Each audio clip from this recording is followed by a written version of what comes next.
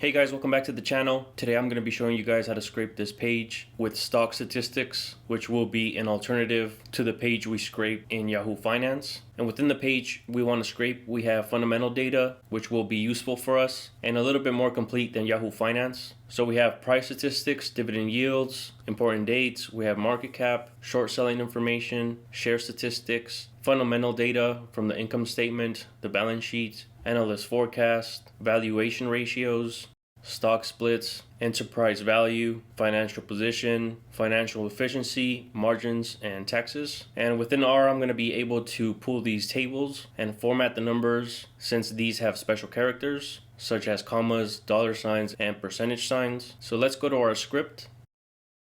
We're going to start off by requiring some packages and pasting a function I have used previously to get rid of any K's, M's, B's, or T's and convert these into numerical variables by adding the appropriate number of zeros. Now the function that we will use to get the data is called getStats, where we just pass in the stock symbol. We build the URL. We're going to use read HTML to read in the page. We're going to pass in that page into HTML table to extract all the tables. Luckily these tables only have 2 columns, so we can easily use row bind to combine all the tables together. We're going to format the column names, convert to a data frame, and now we can begin the formatting process, which we start off by just removing any special signs or symbols. After we remove these signs, we're going to use str_detect from stringer to find any rows containing any K's, M's, B's, or T's. And from there we have to remove any special rows such as analyst consensus, which has either a buy, so we have a B there, or sell, and any dates, since we can have months that contain any of these letters such as May, so we don't want to fix those. So after we detect these rows, we're going to pass them in, and I'm going to use a for loop and format those values. After we fix those, we need to find any rows that have percentage signs. Again, we're going to use str_detect to find all the cases. And again, I'm going to use a for loop, but this time I'm going to replace the percentage sign with an empty space, convert to a numeric variable, and divide by 100. And lastly, I'm just going to add the stock symbol as a column and return the formatted table. So let's go ahead and minimize this function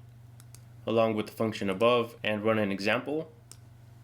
So in the example, I'm just going to pass in a couple of stock symbols along with a bad ticker to see how it handles it. And I'm going to pass these in as a list into this function where I pause every 5 seconds between requests and only return cases with complete data. So let's go ahead and run this block.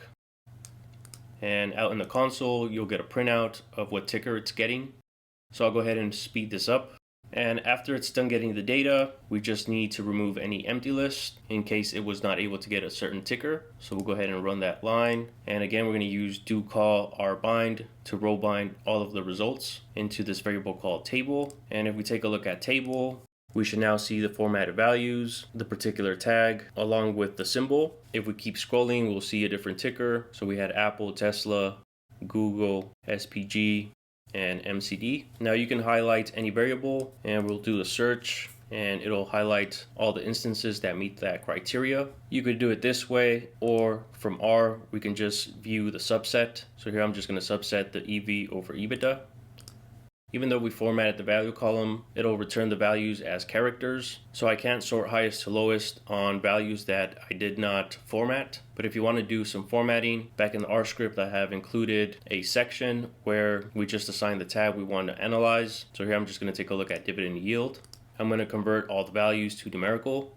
And if we take a look at num table, we can now sort from highest to lowest, since we have formatted this column. With that said, this concludes the video. I'll leave a link down in the description area to my Patreon where you can find the script. Please consider subscribing to the channel if you haven't done so already. Thank you so much for watching, and I'll see you guys in the next video.